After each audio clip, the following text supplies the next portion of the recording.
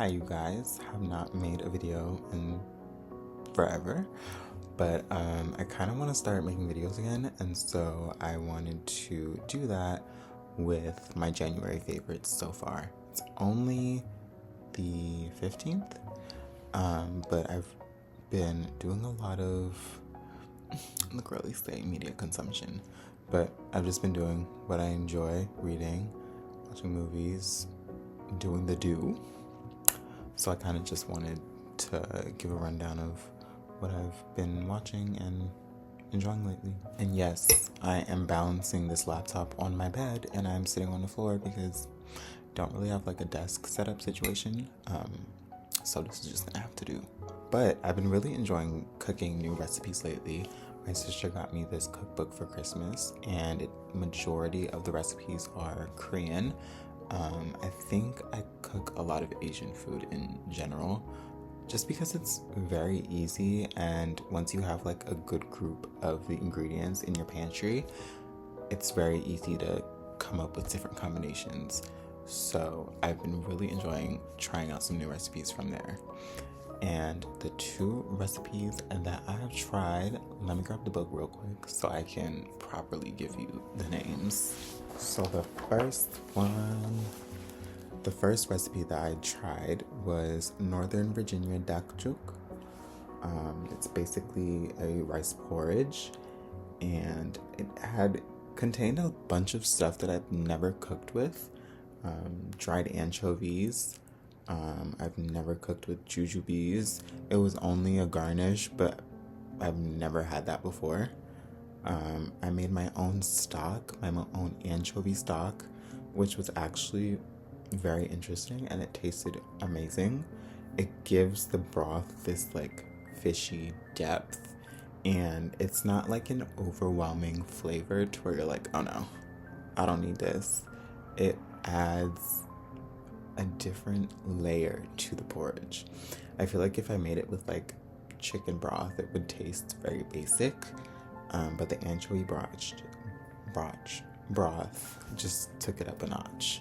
And then I'd never worked with nori before, never worked with beach mushrooms, and there was one other thing. What is it?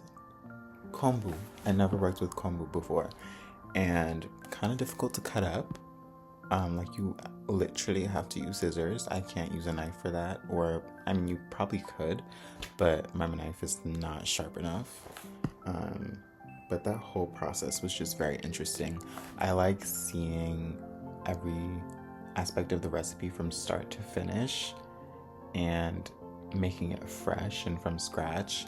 I feel like just makes the food come out 10 times better instead of using something store-bought. So those were two recipes that I had tried in this cookbook. So that would be the anchovy stock and then that rice porridge. And then the other one that I tried yesterday that was so good. Hold up. Where is it? There's a lot of recipes in here. That's what I like about this book. There's a lot of recipes, and it's not just food, it's desserts, drinks, little snacks, and it also has stories in it. I haven't delved into those yet. I've just been doing like the recipes, but I'm excited to explore this book. Jeju style pork and noodles.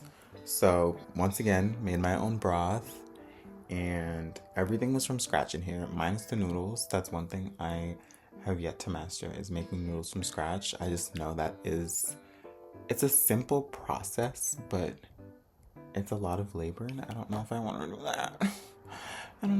that. So for now, we're just gonna do everything else from scratch. I think pork belly is probably one of my favorite meats. It's just the texture of it. It's very like gelatinous, and I do like when it's crispy, but it's something about that chewy, bouncy feel. Not chewy as in like an overcooked type chewy, but just like a well done feel, I guess you could say. But this was so good. I think what really took it there was the seasoning. So basically you add a scoop of this seasoning in before you add the broth. And once you add the broth, the seasoning kind of just disperses and it adds this like really spicy, tangy element to the broth, I would say. I think the tanginess was coming from the vinegar that I added. They said mirin. I did not have mirin, so I just added the rice wine vinegar, which basically does the same thing. If I don't have something, I'm gonna try and substitute it. But yeah, I'm gonna make this again. This is gonna be in rotation. And the thing about that was loud. The thing about Asian style cooking, like I said, is that once you have everything, it's just a matter of getting like your fresh ingredients. And I'm excited to just like go through that whole book and just cook. Cooking was one of my favorite things growing up. I wanted to be a chef, and I remember the first ever thing that I made was probably eggs, honestly. So simple. But like I just always wanted to be a chef, and then that dream just kind of died. I'm like, let's go back to our roots, because I'm kind of having like I'm not even like in a midlife crisis because I'm literally only 23, but like I'm just trying to figure out what I want to do career-wise. So I'm like, you know what? Let's go back to basics. Let's start with the things that we enjoyed when we were younger, and that's cooking for me. So that's what I'm doing. I've also been really into my clothes right now. I was in like a huge fashion rut for a while. I would chalk that up to the job that I was working. I was doing a lot of manual labor, and I had to look a certain way. And I feel like I tailored my wardrobe to that job, and it kind of limited me, and I lost like that creative sense of dress, and I got it back. I left that job, got a new job, and it just felt like the life was being poured into me. I started wearing more color. A lot of my black clothes sort of phased out of rotation. I used to just be in all black all the time, and it didn't really feel like me. And I would always tell myself, I just don't like colors, like that's just not me. And I think I was just trying to put on a facade that I'm a cool bitch, and it's just like, you don't have to do that to be a cool bitch. You were a cool bitch when you were wearing the prints and the colors and all that. Like, you don't have to do that. You don't have to try so hard. So I've been really, like I said in the last clip, going back to my roots, and obviously tailoring it to my taste now, because it's definitely different from like high school and like college when I was more eclectic, I would say. But just trying to implement those things into my style right now, it's really exciting for me, and I feel like the lust for fashion has come back.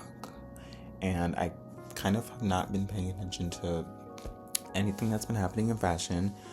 I'm slowly catching up with the brands that I used to love, just for design's sake, not so much the politics of fashion and like the musical chairs of it all. Watching more fashion content that's more intentional than just, this looks cool so I want it, you know. So I've been watching a lot of Ryan Finn, The Fashion Roadman. Honestly, just those two. I feel like they have a good way of speaking about clothes and their relationship to people, and I think that's the only way I want to ingest fashion content, instead of just looking at random runways and being like, oh, that's cute, I want that, you know. So yeah, that's another thing I've been really liking. And even on my days off, I just try and come up with like new color combinations or like clothes combinations that I haven't worn before. I feel like I've always done that before, like just making use of what I have.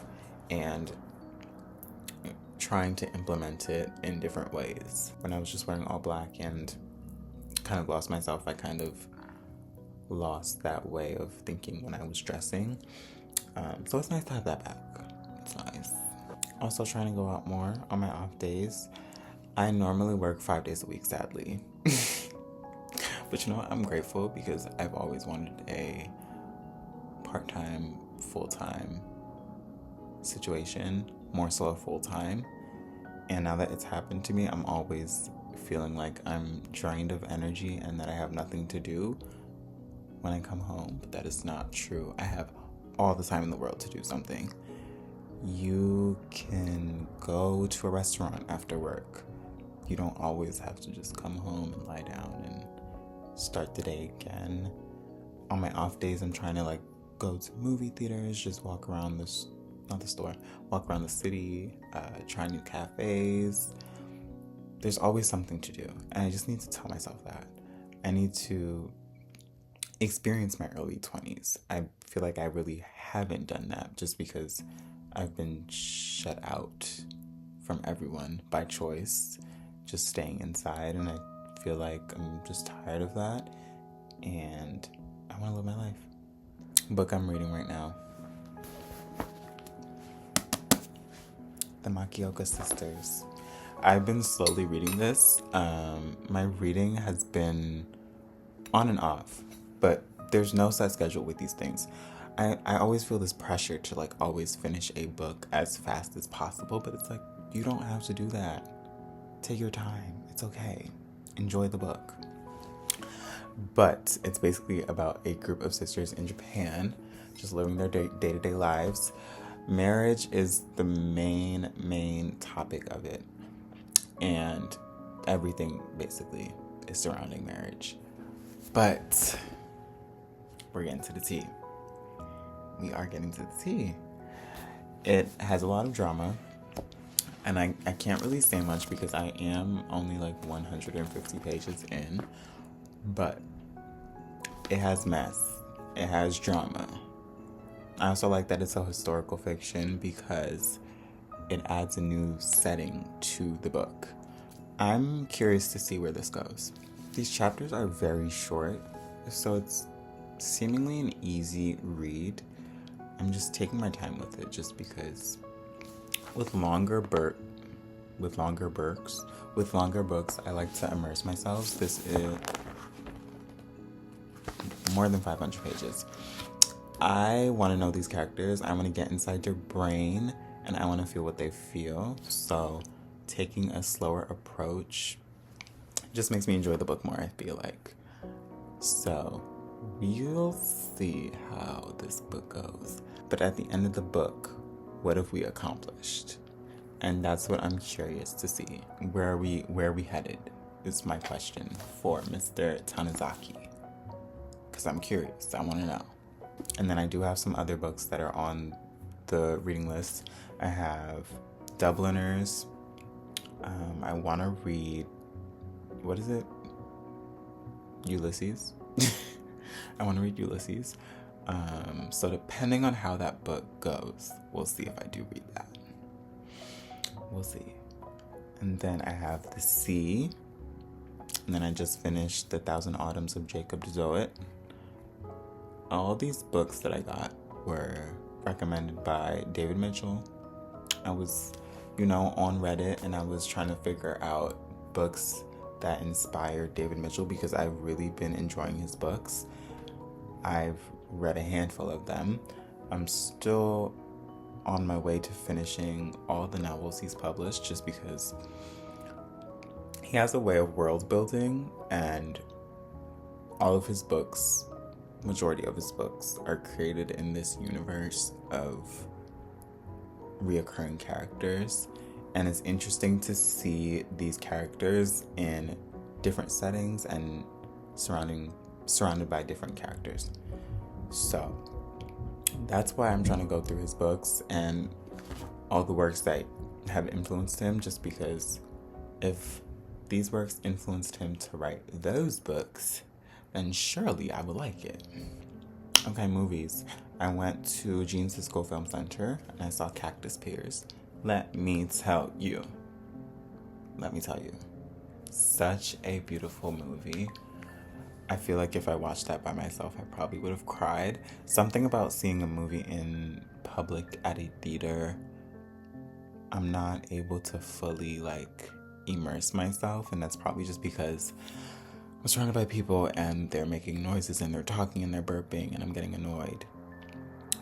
But regardless, such a beautiful film. I've been really interested in slow cinema, is what they're calling it. I watched a bunch of Be Gone movies, and a few days before I saw Cactus Pears, I saw Uncle Boomy and His Past Lives, and that type of movie really set the scene for my Cactus Pears viewing.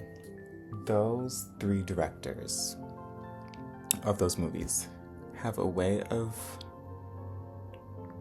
capturing people, capturing nature in a slow and intentional way.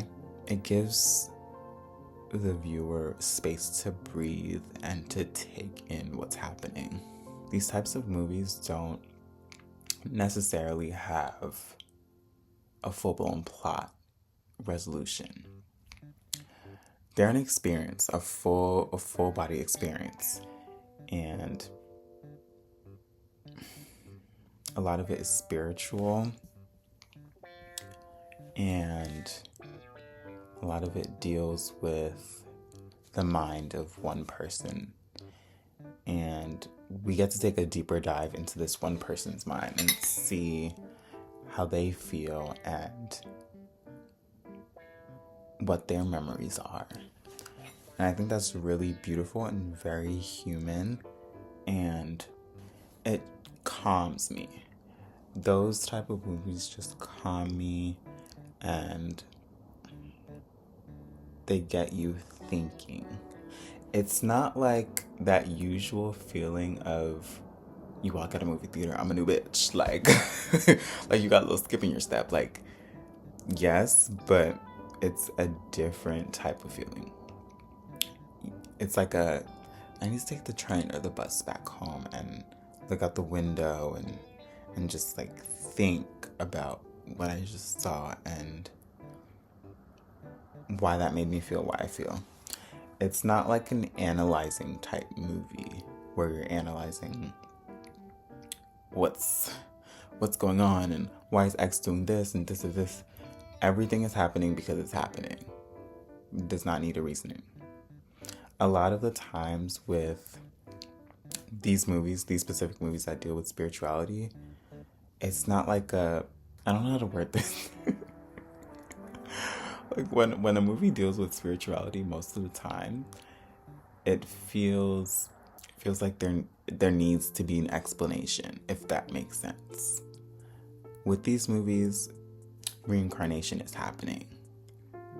These vivid scenes of people being reconnected with their dead loved ones.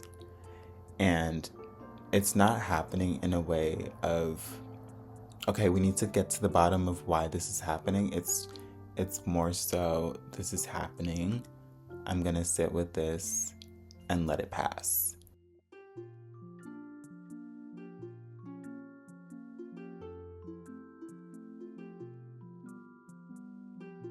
A lot of those films also have very slow pacing, and I've noticed that a lot of the times there's not a lot of music being played, which gives us a lot of room for breath. And I think breathing was an important part of Cactus Pears. Breathing and sound, I would say. There was no music, barely any music, but sound was very, very important.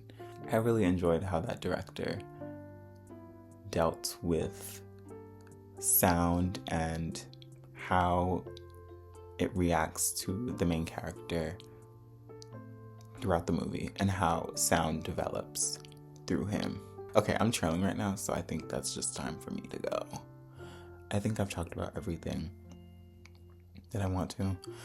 I just wanted to do something short, and I just wanted to try it out. I'll see you next time. Bye.